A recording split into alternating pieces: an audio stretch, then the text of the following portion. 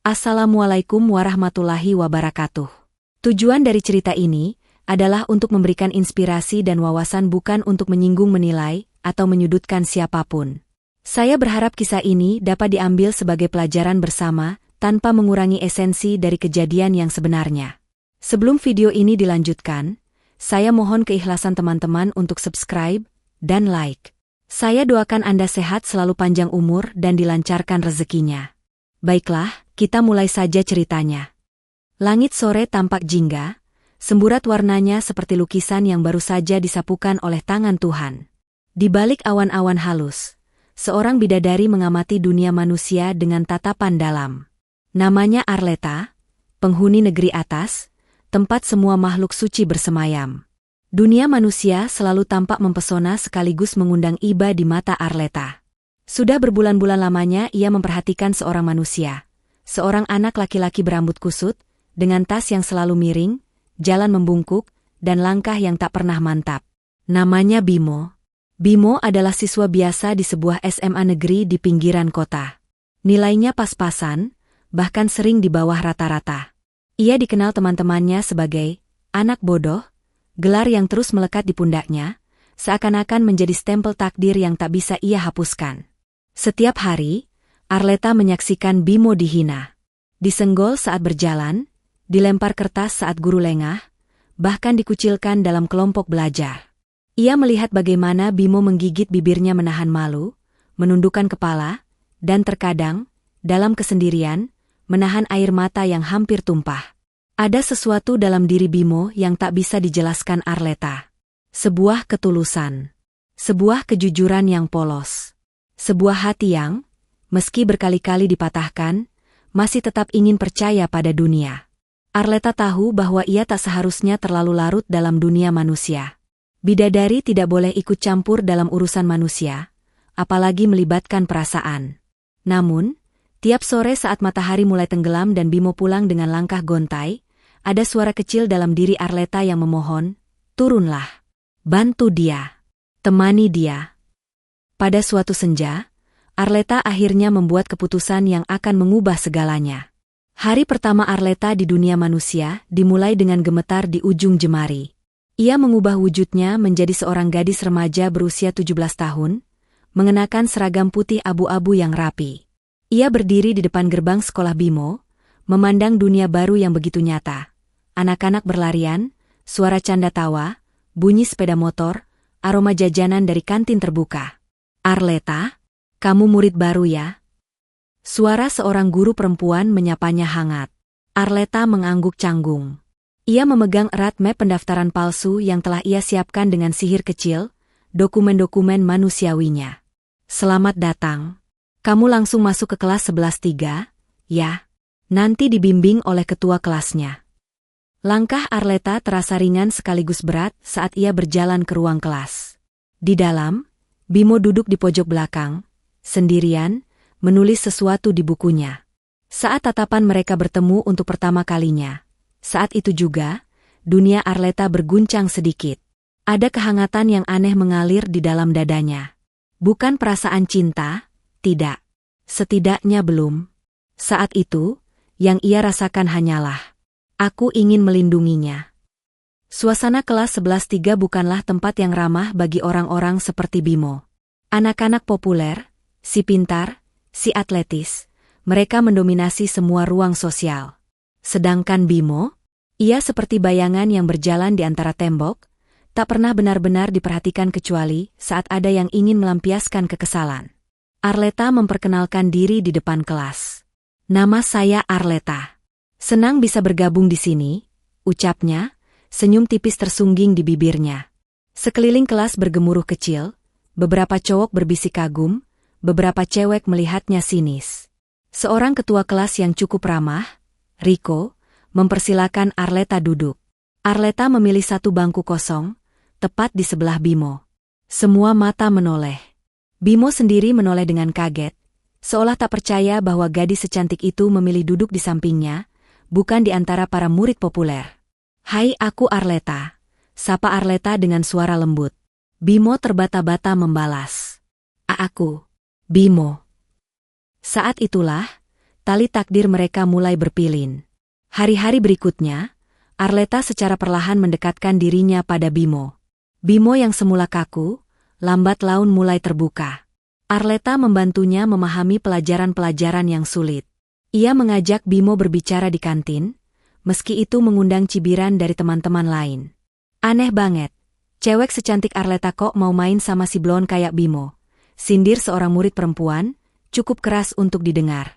Bimo menunduk malu, namun Arleta hanya tersenyum, menggandeng lengan Bimo ringan. Dia lebih baik daripada siapapun yang suka menghakimi orang lain, ucapnya mantap. Bimo menatap Arleta dengan mata lebar. Tak ada yang pernah membelanya seperti itu. Belum pernah. Suatu siang yang panas, setelah pelajaran selesai, Arleta dan Bimo duduk berdua di bawah pohon flamboyan yang sedang bermekaran. Bimo, dengan tangan gemetar, menyerahkan setumpuk catatan kepada Arleta. Itu aku catat sendiri, dari yang kamu ajarin, katanya malu-malu. Tapi maaf kalau tulisanku jelek, aku tahu aku nggak pintar. Arleta membaca lembaran-lembaran catatan itu. Memang tak sempurna, bahkan ada beberapa salah ketik, tapi ia tersenyum bangga. Bimo, kata Arleta pelan, menurutku, kamu jauh lebih pintar dari yang kamu kira. Bimo mengangkat wajahnya, matanya berkaca-kaca. Tak ada yang pernah mengucapkan kalimat itu padanya. Sejenak, dunia seolah berhenti berputar. Angin berbisik di antara daun-daun flamboyan, membentuk melodi lembut yang hanya mereka berdua yang bisa dengar. Dalam momen itu, Arleta tahu. Ia bukan lagi hanya sekadar bidadari yang menjalankan misi. Hatinya mulai berubah. Mulai bergetar. Mulai merasakan sesuatu yang tak seharusnya ia rasakan. Namun, dunia tidak selalu seindah angan-angan. Desas-desus tentang Arleta dan Bimo menyebar di seluruh sekolah. Beberapa teman mulai mengolok-olok Bimo lebih keras. Beberapa guru memandang Arleta dengan penuh curiga. Awas ya, Mo. Kalau lu gangguin Arleta, habis lu, ancam salah satu siswa populer di kelas mereka. Bimo yang biasanya diam, mulai berani melawan. Tapi setiap malam, sebelum tidur, ia meremas selembar kertas kecil, doa-doa yang ia tulis sendiri. Tuhan, jangan ambil Arleta dari aku. Aku nggak peduli kalau aku bodoh. Aku cuma mau, ada satu orang yang percaya sama aku. Di langit malam, saat bintang-bintang bergeming dalam diam, Arleta duduk sendirian di atap kos tempatnya tinggal. Ia memandang bulan, mengingat negerinya yang jauh di atas sana. Aku melanggar aturan. Aku mulai mencintainya, bisiknya ke angin. Ia tahu, jika cintanya pada manusia terus tumbuh, ia tak akan pernah bisa kembali menjadi bidadari. Semua ingatan tentang dirinya akan terhapus di negeri atas. Namun saat Arleta mengingat wajah Bimo, wajah polos yang penuh luka, namun tetap berani tersenyum, ia tahu bahwa hatinya telah memilih. Apa arti menjadi bidadari abadi, jika ia harus meninggalkan seseorang yang mulai ia cintai? Dan dengan tekad itu, keesokan paginya, Arleta melangkah ke sekolah dengan senyum baru. Bukan hanya sebagai Arleta si bidadari, tapi sebagai Arleta, manusia yang ingin berada di sisi Bimo, apapun risikonya. Minggu-minggu berlalu. Bagi Arleta dan Bimo, waktu seakan-akan berlari lebih cepat. Hari-hari yang dulu suram kini terasa hangat, penuh tawa kecil dan percakapan sederhana. Bimo, yang dulu selalu menunduk malu, mulai berani mengangkat wajahnya. Ia belajar tersenyum lebih sering, meski masih canggung. Bersama Arleta, dunia terasa tidak terlalu kejam. Bersama Arleta, Bimo menemukan alasan untuk bangun setiap pagi. Namun, dunia di sekeliling mereka tidak tinggal diam. Suatu siang, di kantin sekolah yang bising, Rico, si ketua kelas yang populer, melangkah mendekati meja Bimo dan Arleta. Tatapannya sinis, suaranya dibuat keras agar orang lain bisa mendengar. Red, bosen banget ya main sama orang kayak Bimo? Mau ku bantu cari temen yang lebih pinter dikit? Beberapa anak lain tertawa cekikikan. Bimo menunduk dalam-dalam, wajahnya memerah. Tangan gemetar di bawah meja, mengepal kuat-kuat. Arleta meletakkan sendoknya perlahan. Tatapannya dingin menembus Rico. Bimo itu lebih berharga daripada semua nilai bagus dan otot besar yang kamu pamerkan. Rico, jawab Arleta tenang, tapi tajam. Riko melongo sesaat, lalu tertawa palsu, seolah tak tersentuh oleh kata-kata Arleta. Namun setelah kejadian itu, desas-desus mulai berkembang semakin liar. Arleta itu aneh. Kayak ada yang gak beres. Jangan-jangan dia cuma kasihan doang sama Bimo. Bimo tahu semua itu. Ia mendengarnya, bisikan-bisikan jahat itu, seperti jarum-jarum kecil yang menusuk hatinya setiap saat. Dan malam-malamnya mulai kembali dipenuhi keraguan. Pada suatu sore sepulang sekolah, di lapangan kosong di belakang sekolah, Bimo mengajak Arleta bicara. "Kamu gak perlu terus-terusan dekat sama aku," katanya sambil menunduk.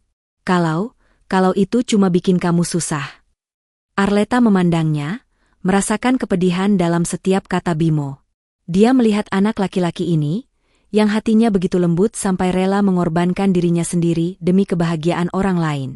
"Bimo," bisik Arleta, mengambil tangan Bimo perlahan, "aku di sini bukan karena kasihan. Aku di sini karena aku mau." Bimo mengangkat wajahnya, matanya berkaca-kaca. "Percayalah," lanjut Arleta, suaranya gemetar, "aku yang butuh kamu sama seperti kamu butuh aku." Angin sore bertiup pelan, membawa janji-janji yang belum terucapkan di antara mereka. Namun, takdir seakan ingin menguji ketulusan mereka. Suatu hari, guru mengadakan lomba cerdas cermat antar kelas. Riko, yang licik, sengaja mengusulkan nama Bimo untuk mewakili kelas 11-3. "Kasih kesempatan si jenius ini pamer kehebatan," ejeknya. Semua orang tertawa. Bimo ingin menolak, mulutnya sudah membuka untuk berkata tidak. Tapi saat ia melihat Arleta di antara kerumunan, tersenyum penuh keyakinan, ia menahan diri. Aku mau coba," katanya pelan. Hari lomba itu datang. Semua siswa berkumpul di aula. Bimo berdiri di panggung, wajahnya pucat. Keringat dingin mengalir di pelipisnya. Pertanyaan demi pertanyaan dilemparkan. Beberapa bisa dijawabnya, hasil dari malam-malam panjang belajar bersama Arleta. Tapi beberapa lainnya, ia membisu, kaku, salah menjawab. Gelak tawa membahana. Bimo merasa seluruh dunia menertawakannya. Kakinya gemetar. Pandangannya kabur. Sampai akhirnya, satu pertanyaan terakhir datang. Apa lambang unsur kimia untuk air? Semua orang tahu jawabannya. Semua orang menunggu. Bimo membuka mulutnya. Tapi tak ada suara yang keluar. Gelak tawa meledak. Bimo lari turun dari panggung. Menyusuri lorong panjang aula, keluar menuju taman sekolah. Ia berlari, seolah ingin menghilang dari dunia. Dan Arleta, tanpa ragu, mengejarnya. Bimo terduduk di belakang taman sekolah, wajahnya terkubur di kedua tangan. "Aku bodoh," gumamnya di sela isak tangis. "Aku bahkan gak pantas dekat sama kamu." Arleta mendekat perlahan. Ia duduk di sebelah Bimo, membiarkan keheningan berbicara lebih dulu. Lalu dengan lembut, Arleta berkata, "Kamu tahu kenapa aku memilihmu, Bimo?" Bimo menggeleng pelan. "Karena kamu punya sesuatu yang gak semua orang punya. Kamu berani mencoba, walau kamu takut. Kamu tetap berdiri, walau kamu tahu orang-orang akan menertawakanmu. Kamu lebih berani dari siapapun di ruangan itu." Bimo mengangkat wajahnya, air mata membasahi pipi. Aku cuma mau kamu bangga sama aku," bisiknya. Arleta menahan sesak di dadanya. Ia ingin memeluk Bimo, ingin membungkus seluruh luka anak itu dengan cintanya. Tapi ia tahu, rasa ini sudah tumbuh terlalu dalam.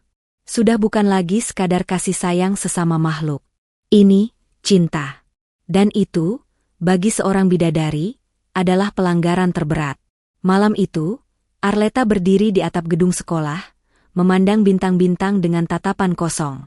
"Kalau aku terus bersamanya, aku akan kehilangan semua yang aku punya di atas sana," pikirnya. "Tapi kalau aku pergi, aku akan kehilangan sesuatu yang lebih berharga." Untuk pertama kalinya dalam hidup abadinya, Arleta merasa takut. Bukan takut dihukum, bukan takut kehilangan status, tapi takut kehilangan Bimo. Keesokan paginya, Bimo datang ke sekolah dengan kepala tegak. Ia menatap semua orang yang menertawakannya, dan berjalan melewati mereka tanpa kata. Dan saat ia melihat Arleta di gerbang, berdiri dengan senyum penuh keyakinan, Bimo tahu. Tak peduli apa kata dunia. Selama ada Arleta di sisinya, ia akan baik-baik saja.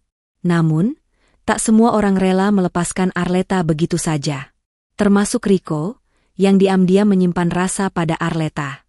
Riko mulai menyusun rencana untuk memisahkan mereka. Rencana jahat yang akan menguji sejauh mana cinta Arleta dan Bimo bisa bertahan. Suatu sore, Bimo dipanggil oleh kepala sekolah. Tuduhan aneh dilayangkan. Bimo dituduh memalsukan nilai ujian dengan bantuan Arleta. Bimo kaget. Bingung. Tak mengerti. Dia cuma numpang tenar lewat cewek baru, kata Riko di balik layar, meniupkan racun ke telinga para guru. Bimo diancam skorsing. Arleta diancam dikeluarkan. Di tengah tekanan itu, Bimo memutuskan sesuatu. Aku harus menjauh dari Arleta, pikirnya getir. Kalau aku nggak ada, dia nggak akan disalahin.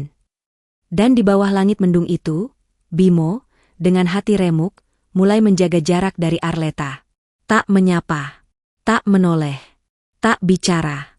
Arleta, yang merasakan perubahan itu, hanya bisa memandang punggung Bimo yang menjauh, tanpa mengerti apa yang sebenarnya terjadi. Di dalam hatinya, Bimo menangis setiap malam. Tapi ia percaya, jika mencintai seseorang berarti membiarkannya pergi untuk kebaikannya, maka ia rela. Namun Arleta bukan gadis biasa. Dan hatinya bukan sekadar hati manusia. Suatu malam, ia berdiri di bawah jendela kamar Bimo, menatap ke dalam dengan tatapan penuh luka. Bimo, bisiknya, dihembuskan oleh angin malam. Apa kamu benar-benar mau aku pergi? Dalam tidur gelisahnya, Bimo menggenggam lembaran kertas kecil berisi doa yang dulu ia tulis. Air matanya jatuh di atas kata-kata lusuh itu. Aku cuma mau ada satu orang yang percaya sama aku. Dan di saat itulah, Arleta tahu. Mereka harus bertarung. Bukan melawan dunia, tapi melawan ketakutan mereka sendiri. Hari-hari setelah itu terasa hampa. Bimo datang ke sekolah seperti biasa, tetapi ia seperti bayangan dirinya sendiri. Tidak ada lagi tawa kecil, tidak ada lagi obrolan panjang di bawah pohon besar halaman sekolah. Ia menghindari Arleta, berpura-pura tidak melihatnya, meski hatinya sendiri berteriak setiap kali ia melewatinya. Arleta, yang hanya bisa menatap dari jauh, merasa dunianya perlahan-lahan hancur.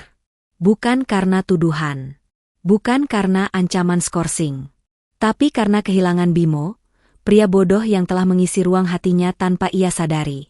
Suatu siang, di perpustakaan yang sepi, Arleta akhirnya memberanikan diri. Bimo, panggilnya lirih, saat melihat Bimo tengah sendiri, menatap kosong buku-buku pelajaran. Bimo membeku.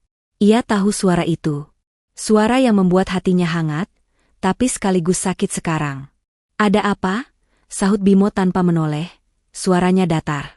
Aku tahu semuanya, kata Arleta pelan. Aku tahu kenapa kamu menjauh. Bimo mengatupkan matanya rapat-rapat. Ia tidak mau mendengarnya. Karena kalau mendengar suara Arleta lebih lama, ia tahu pertahanannya akan runtuh. Kamu pikir, dengan menjauh, kamu melindungi aku, lanjut Arleta, nadanya gemetar. Bimo mengepalkan tangan di atas meja. Ya, jawabnya akhirnya, lirih. Sejenak hanya ada keheningan. Lalu Arleta tertawa kecil, getir. Bimo, kamu bodoh, katanya sambil menahan tangis. Tapi justru karena itu, aku jatuh cinta sama kamu. Bimo membelalak, perlahan menoleh. Maksudmu? Aku cinta sama kamu, Bimo, kata Arleta, menatap matanya dalam-dalam. Sejak pertama kali kamu berani berdiri walau seluruh dunia menertawakanmu. Suara Arleta pecah di ujung kalimat. Air mata mengalir di pipinya, tanpa ia pedulikan. Bimo menganga, hatinya seolah diremukan dan disusun kembali dalam 1 detik. Aku cuma mau kamu bahagia. Katanya terbata. Bahagiaku cuma ada kalau kamu ada, jawab Arleta tanpa ragu. Bimo menatap gadis di depannya, gadis yang bagai cahaya turun dari langit, dan akhirnya membiarkan dirinya merasakan semuanya. Tangannya bergerak pelan, hampir ragu, lalu menggenggam tangan Arleta di atas meja. Aku cinta kamu juga, Red, bisiknya. Sejak pertama kali kamu bilang aku berharga. Tapi kebahagiaan mereka hanya berlangsung sekejap. Pintu perpustakaan terbuka keras.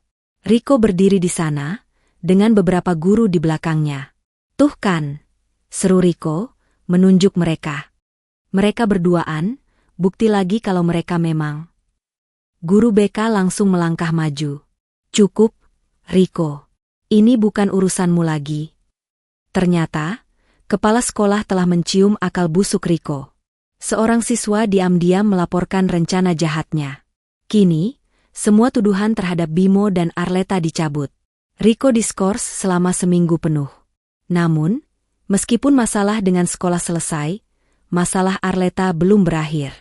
Malam itu, di bawah langit berbintang, Arleta berdiri sendirian di lapangan belakang sekolah. Ia mendongak ke atas, ke arah langit yang seolah bergetar. Sebuah cahaya turun perlahan, membentuk sosok bersayap.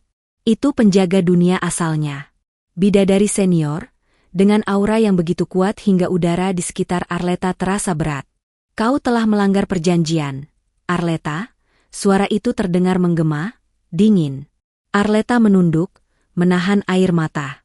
Aku tahu, katanya pelan. Kau jatuh cinta pada manusia, lanjut sang penjaga. Itu hukuman berat. Aku rela, jawab Arleta, suaranya bergetar. Aku rela kehilangan segalanya, asal aku bisa bersama Bimo. Sang penjaga menatap Arleta lama. Lalu, perlahan, ia menghela napas.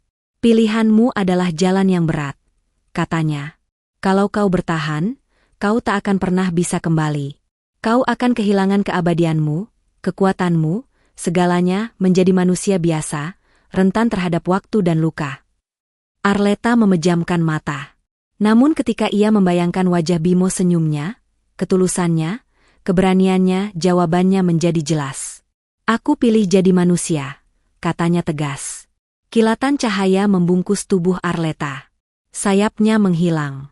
Kilauan emas di matanya meredup. Untuk pertama kalinya, ia merasa berat tapi bebas. Ia kini benar-benar manusia. Dan semua itu demi Bimo. Keesokan paginya, Bimo menunggu Arleta di taman kecil di dekat sekolah. Ia tidak tahu apakah Arleta masih mau menemuinya. Ia takut. Takut harapan kecil yang baru ia genggam kemarin malam tiba-tiba hancur. Tapi saat ia melihat sosok Arleta melangkah perlahan ke arahnya, senyumnya masih sama, tatapannya masih hangat. Bimo tahu. Dunia boleh melukai mereka, waktu boleh menguji mereka, tapi cinta mereka nyata. Arleta berdiri di depannya, tersenyum kecil. Aku di sini, katanya. Bimo meraih tangan Arleta, menggenggamnya erat. Dan aku nggak akan pernah melepaskanmu lagi, jawab Bimo. Di bawah langit pagi yang cerah, di antara aroma bunga liar yang semerbak, mereka saling berjanji, dalam diam, untuk selalu bersama. Tak peduli seberapa berat dunia melawan. Mereka telah memilih. Mereka telah bertarung. Dan cinta mereka menang. Minggu-minggu setelah kejadian itu berjalan seperti mimpi bagi Bimo dan Arleta. Tidak lagi ada tatapan sinis dari teman-teman. Tidak lagi ada bulian dari Riko atau gengnya. Karena setelah diskors, Riko kehilangan banyak simpati dan mulai dihindari banyak orang. Kini, di mata semua orang, Bimo bukan lagi si bodoh yang bisa dipermainkan. Dia adalah laki-laki yang berani berjuang untuk orang yang ia cintai. Dan itu membuat banyak orang diam-diam menghormatinya. Hari-hari mereka di sekolah penuh tawa kecil dan perhatian sederhana. Arleta akan menyiapkan bekal makan siang untuk Bimo, kadang terlalu asin, kadang terlalu manis, tapi Bimo selalu memakannya dengan lahap. Bimo, di sisi lain, mulai lebih berani berbicara di kelas. Ia tidak takut lagi salah. Karena setiap kali ia merasa ragu, tatapan Arleta yang penuh keyakinan akan menenangkan hatinya. Duduk di taman sekolah, di bawah pohon besar, mereka sering menghabiskan waktu hanya untuk ngobrol tentang mimpi-mimpi kecil. Aku mau jadi guru, kata Bimo suatu hari, sambil mengunyah bekal buatan Arleta. Arleta tertawa kecil. Kenapa guru? Supaya aku bisa ngajarin anak-anak kayak aku, jawab Bimo, tersenyum. Anak-anak yang selalu dibilang bodoh. Padahal mereka cuma butuh satu orang aja yang percaya sama mereka. Arleta menatapnya lama, lalu meraih tangan Bimo dan mengecupnya perlahan. "Kamu hebat," bisiknya. Dan untuk pertama kalinya dalam hidupnya, Bimo percaya, sepenuh hati, bahwa ia memang bisa menjadi hebat. Namun hidup sebagai manusia tidak selalu mudah, terutama bagi Arleta. Ia harus belajar banyak hal dari nol. Bagaimana mengatasi rasa sakit, bagaimana menerima kelelahan, bagaimana bangun dari jatuh. Ada malam-malam saat Arleta menangis dalam diam, saat tubuhnya terasa lelah karena kini ia tak lagi punya kekuatan ajaib. Ada hari-hari saat ia merasa takut. Takut gagal, takut membuat Bimo kecewa. Tetapi Bimo selalu ada. Setiap kali Arleta merasa dunia terlalu berat, Bimo akan menggenggam tangannya erat dan berkata, "Kamu nggak sendiri." Bagi Arleta, itu sudah cukup. Itu lebih dari cukup. Suatu sore, di akhir tahun ajaran, sekolah mengadakan acara perpisahan kecil di aula terbuka. Siswa-siswa berkumpul, bercanda, mengabadikan momen dengan foto-foto konyol. Bimo dan Arleta duduk di pinggir lapangan, menikmati angin sore yang lembut. "Besok kita lulus," gumam Bimo, menatap langit yang mulai berwarna jingga. Arleta mengangguk, memeluk lututnya. "Setelah ini, kita bakal kemana?" tanya Bimo pelan. Arleta tersenyum. "Kemanapun kamu pergi, aku ikut." Bimo tertawa kecil, lalu menarik sesuatu dari sakunya. Sebuah cincin sederhana, polos, tanpa permata, tapi bersinar hangat di bawah sinar matahari. "Aku belum bisa kasih kamu rumah besar atau hidup mewah," kata Bimo dengan suara bergetar. "Tapi aku janji, aku bakal kasih kamu seluruh hatiku, seluruh hidupku." Arleta menatap cincin itu, lalu menatap Bimo, pria yang dulu dibilang bodoh, tapi kini menunjukkan keberanian yang tidak semua orang punya. Dengan air mata mengambang di sudut matanya, Arleta mengangguk. "Aku mau," bisiknya. Bimo menyematkan cincin itu di jari Arleta, lalu menariknya dalam pelukan erat. Mereka berdiri di sana, di bawah langit senja, di tengah suara tawa teman-teman mereka yang mulai pergi satu persatu. Dunia mereka kecil, tapi terasa lebih luas daripada seluruh semesta. Waktu berjalan. Bimo bekerja keras, mengambil kuliah malam sambil kerja serabutan di siang hari. Arleta juga mencari kerja, membantu Bimo sebisa mungkin. Mereka tinggal di kamar kos kecil yang sempit dan panas, berbagi mie instan saat tanggal tua. Kadang mereka berdebat soal hal-hal sepele. Siapa yang lupa matiin lampu, siapa yang lupa bayar listrik, tapi selalu berakhir dengan tawa dan pelukan panjang. Bagi orang lain, hidup mereka mungkin tampak sulit. Tapi bagi mereka berdua, itu adalah surga kecil mereka. Karena setiap pagi, saat Arleta membuka matanya dan melihat Bimo di sebelahnya. Dan setiap malam, saat Bimo pulang kerja dan disambut senyum lelah Arleta. Mereka tahu. Mereka punya segalanya yang benar-benar berarti.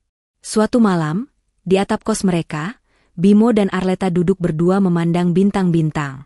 Arleta menyandarkan kepalanya di bahu Bimo. "Kamu pernah nyesel?" tanya Bimo pelan.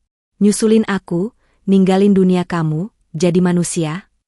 Arleta mengangkat wajahnya, menatap mata Bimo. "Kalau aku bisa milih 1000 kali lagi," jawabnya, "aku tetap akan memilih kamu." Bimo tersenyum, menahan air mata. "Janji ya," kata Bimo. "Apapun yang terjadi, kita tetap bareng." Arleta mengulurkan jari kelingkingnya. Bimo mengaitkannya dengan jari kelingkingnya sendiri. "Janji," bisik Arleta. Mereka tersenyum pada satu sama lain, di bawah langit malam yang penuh bintang. Langit yang sama seperti saat pertama kali Arleta melihat dunia manusia. Langit yang menjadi saksi perjalanan cinta mereka. Langit yang akan selalu mengingat janji dua hati yang saling memilih, melawan segalanya, dan menang. Selamanya. Terima kasih sudah mendengarkan cerita ini, semoga kita dapat mengambil pelajaran di dalamnya.